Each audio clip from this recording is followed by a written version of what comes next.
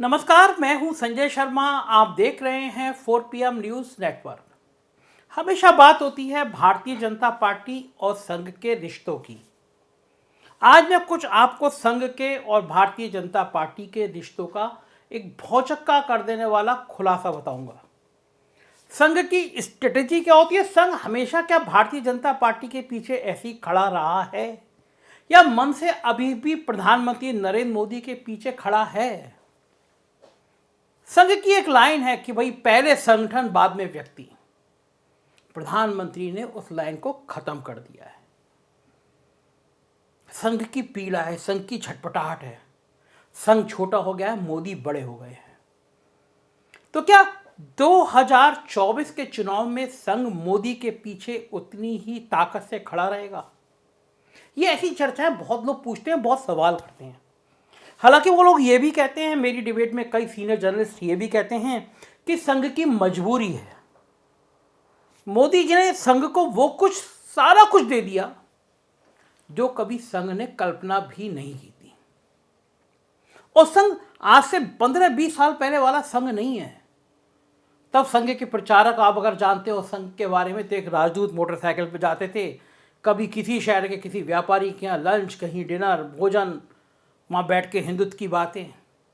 अब संघ के प्रचारक भी गले में मोटी सोने की चैन पहनते हैं, हाथ में बड़ी विदेशी घड़ी पहनते हैं, कुछ ठेके पट्टे में भी इन्वॉल्व हो गए हैं। तो संघ बदल गया। ये बदला हुआ संघ मोदी के रिश्तों के साथ 2024 में कैसे खड़ा होगा? हिंदुत्व का तड़का कैसे लगाएगा? क्या मोहन भागवत Z+ सिक्योरिटी के बाद खुश हो गए हैं? वो चाहते हैं कि इतना प्रचंड बहुमत आए कि नरेंद्र मोदी की जो एक छत्र राज है वो फिर कायम रहे। इन सब बातों पे मैं आज चर्चा करूंगा, लेकिन मैं आज आपको पिछले पृष्ठभूमि में लेके चलता हूं। कई सारी घटनाएं बताऊंगा आपको मजा आएगा। इस वीडियो को पूरा सुनिएगा। साल 2015 का था।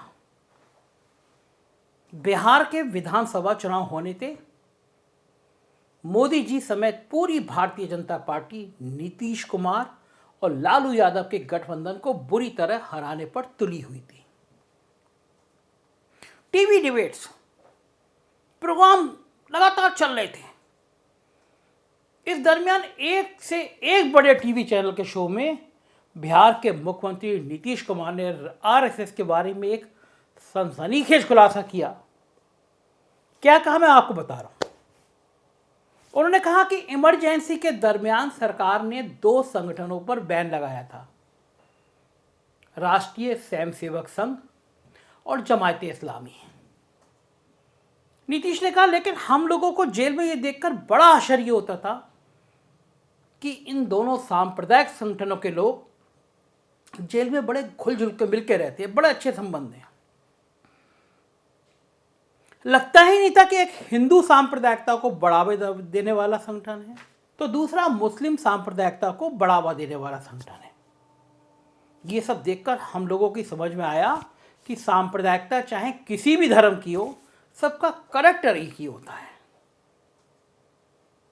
यदि नीतीश बाबू की जेल में देखी हुई घटना को आज के चश्मे से देखें तो कुछ बातें अब के दौर में भी बिल्कुल वैसी की वैसी हैं, एकदम वैसी नजर आती हैं।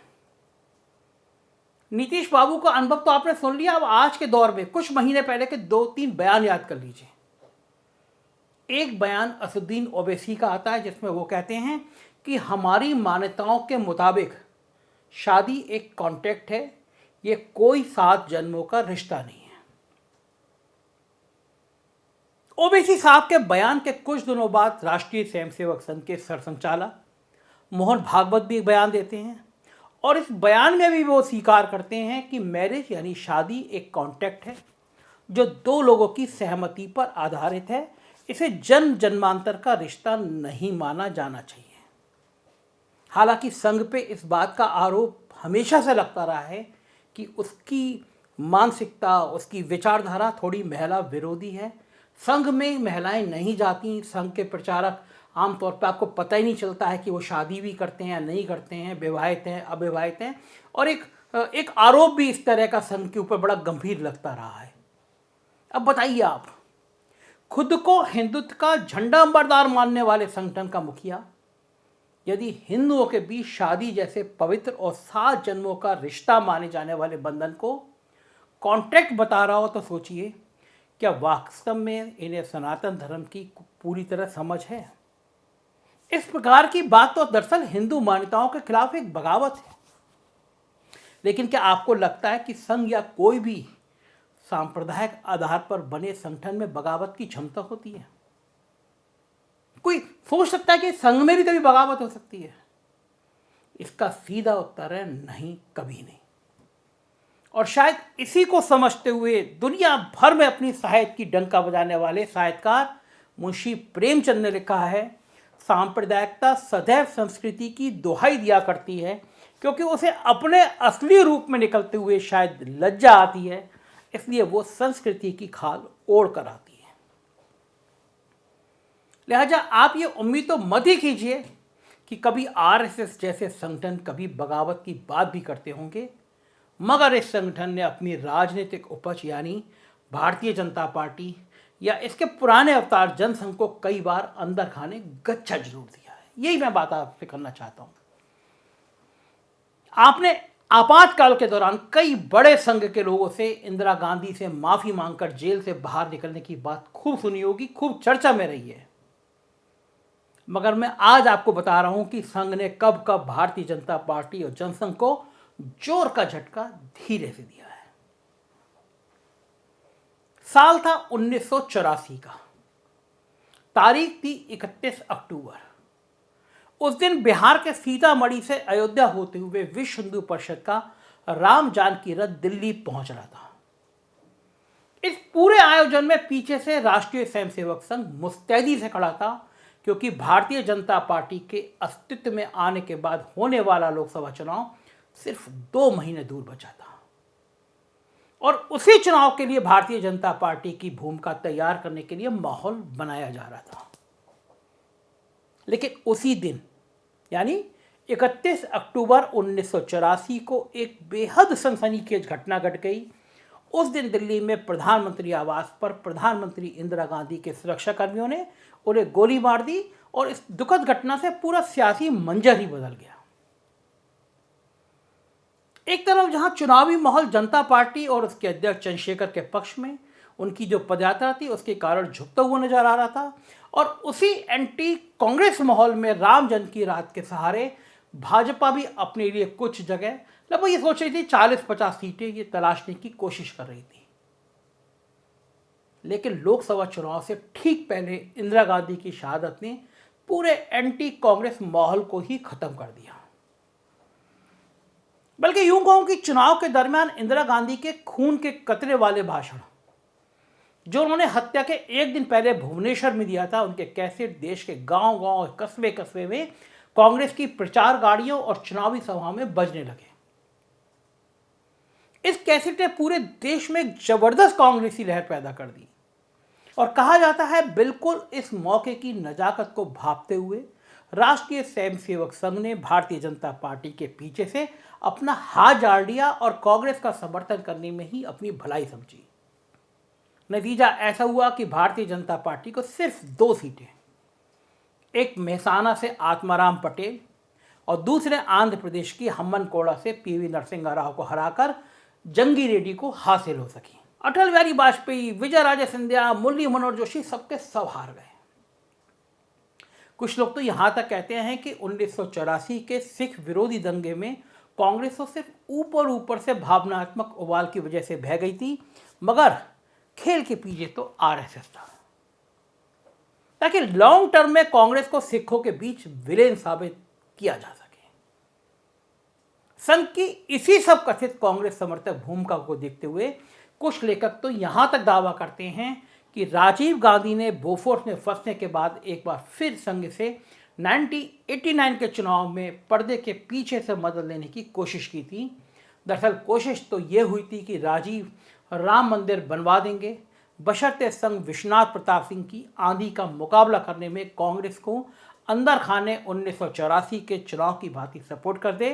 कुछ लोग तो ये दावा भी करते हैं कि राजीव ने इसी मकसद से चुनाव के ठीक पहले राम मंदिर का शिलान्यास भी करवा दिया था, लेकिन शायद राजीव संघ को ठीक से जानते नहीं थे। शायद उन्हें नहीं पता था कि संघ में एक से एक मौसम वैज्ञानिक हैं जो देश की हवा भांपने के बाद के दौर के मौसम वैज्ञानिक रामविलास पासवान से भी कई मील आगे हैं।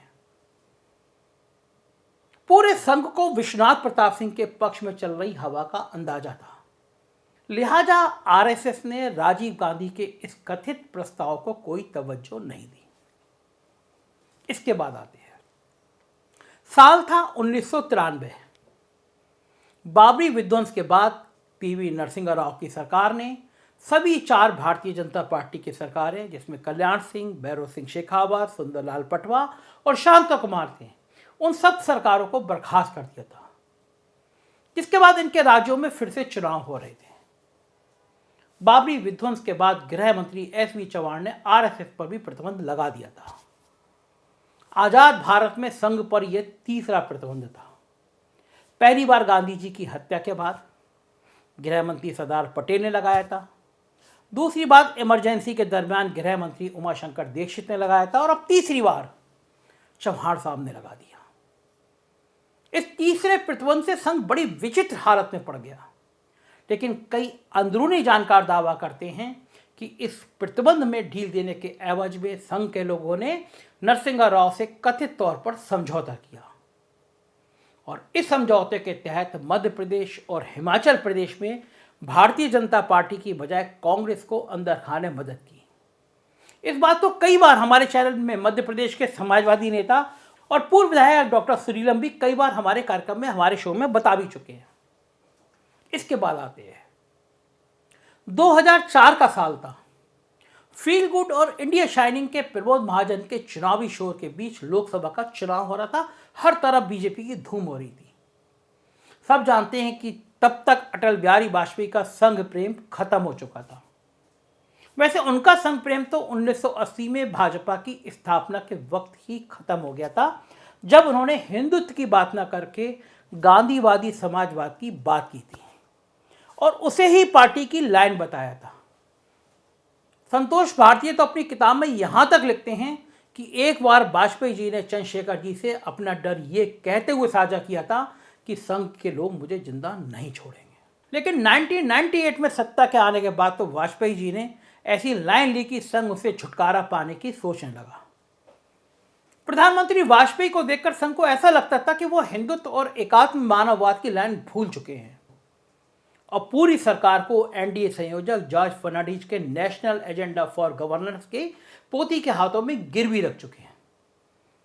इसके बाद संघ वाजपेयी से पिन छुड़ाने की सोचने लगा। कहा जाता है कि 2002 में खुद केसी सुदर्शन, जो संघ प्रमुख थे, उन्होंने वाजपेयी जी को समझाने गए थे कि अब आप राष्ट्रपति बन जाइए और आडवाणी जी को प्रधानमंत्री बनने दीजिए, लेकिन वाजपेयी नहीं माने। और उसके बाद फील गुड और इंडिया शाइनिंग के शोर में जब चुनाव हुआ तो संघ ने अपना पल्ला झाड़ दिया। नतीजन पार्टी धराशायी हो गई। 2007 के गुजरात विधानसभा चुनाव में संघ ने मोदी को हराने में अपनी पूरी ताकत झोंक दी थी, लेकिन तब तक गुजरात में हिंदुत्व की जगह मोदित्व हावी हो चुका था। नतीजा ये हुआ कि संघ का मिशन फेल हो गया। हालांकि संघ का मिशन भले ही फेल हो गया, और लेकिन मोदी पर इसका असर ये हुआ कि मोदी ने दूर की राजनीति के मद्देनजर रखते हुए राज्य में संघ के लोगों की प्रताड़ना बंद कर दी और संघ से संबंध सुधारने में लग गए। ये था संघ का इतिहास। उसके बाद प्रधानमंत्री बनने के बाद नरेंद्र मोदी ताकतवर होते चले गए।